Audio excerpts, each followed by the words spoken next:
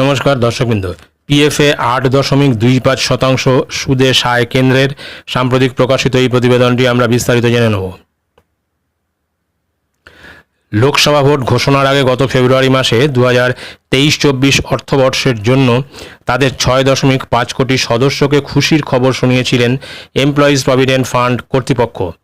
এক বিজ্ঞপ্তিতে জানানো হয়েছিল যে 2023-24 অর্থবর্ষের জন্য জমাকৃত রাশির ওপর তাদের গ্রাহকদের আগের বছরের অর্থাৎ 8.15% থেকে বাড়িয়ে 8.25% হারে সুদ দেওয়ার প্রস্তাব বিবেচনার জন্য কেন্দ্রীয় অর্থমন্ত্রকের কাছে পাঠানো হয়েছে, যা অর্থমন্ত্রক মেনে নিয়েছে বলে বৃহস্পতিবার জানিয়েছেন ইপিএফও কর্তৃপক্ষ।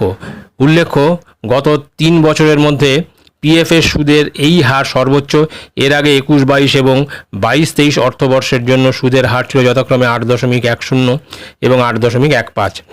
সুতরাং বোঝা যাচ্ছে যে এমপ্লয়িজ প্রভিডেন্ট ফান্ডের সুদের হার কিন্তু 1.85 থেকে বাড়িয়ে 1.25% করার একটা প্রস্তাব দেওয়া হয়েছে এবং গতকাল পর্যন্ত যেটা জানা গেছে যে সেই প্রস্তাব কিন্তু বিবেচিত হয়েছে এবং কেন্দ্রীয় সরকারের কিন্তু এতে সায় রয়েছে, এমনটাই কিন্তু খবর রয়েছে। তো এটাই ছিল গুরুত্বপূর্ণ আপডেট পিএফে সুদের হার বৃদ্ধি সংক্রান্ত, যেটা আমি আপনাদের সঙ্গে শেয়ার করলাম। ভিডিওটি ভালো লেগে থাকলে অবশ্যই সাবস্ক্রাইব করবেন চ্যানেলটি পরবর্তী আপডেট ভিডিও পাওয়ার জন্য। ধন্যবাদ।